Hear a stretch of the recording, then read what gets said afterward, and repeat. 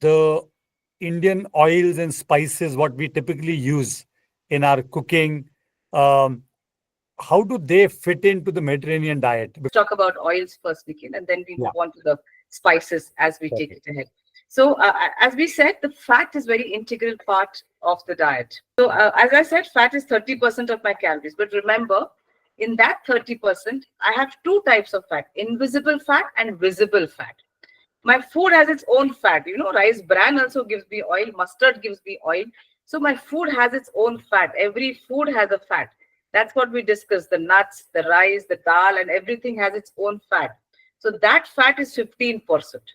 It's a good fat, and this is what we're looking at in my Mediterranean diet. I want to eat food which has its own fat.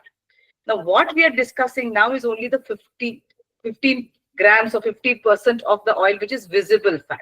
So invisible fat separate and visible fat separate.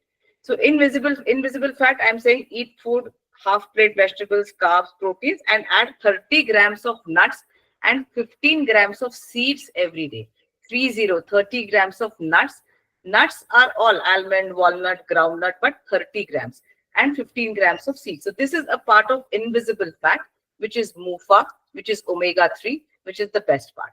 Now we move to the oil part, which is unsaturated. Fats which are liquid at room temperature is unsaturated. Very simple to understand. Fats which is solid at room temperature, like ghee, coconut oil, palm oil, they're all solid at room temperature. They are saturated fat.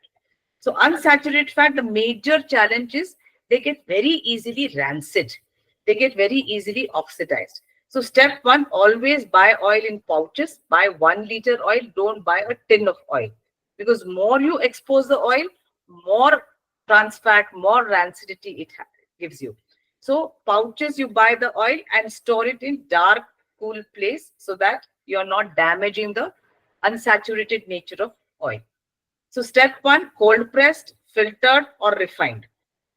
If you know the source of oil in cold pressed and you are able to use it within a stipulated time, then buy cold pressed. Cold press as best suited as salad oils, not more for cooking or frying, because they have a lot of impurities and you have to finish them at the earliest immediately when you buy. Otherwise, they'll do more damage than good to you. Next is filtered oil. One step better, but again, the shelf life is important. Finish it within a 2-3 weeks time. Don't go beyond it, because again, the problem is the rancidity. So I personally feel when we are counting the oil, when we know that excess oil is not good, refined is a better way of using that oil. If you're going to store it for more than 1 or 2 months, which we generally do as a grocery, we can't finish it so early. So refined is a better way of looking at it. Of course, it has some chemicals, but at the end of the day, you're using it less. Having that chemical is more of vitamin E. They add all antioxidants to it to increase the shelf life. So it doesn't do a lot of damage to you.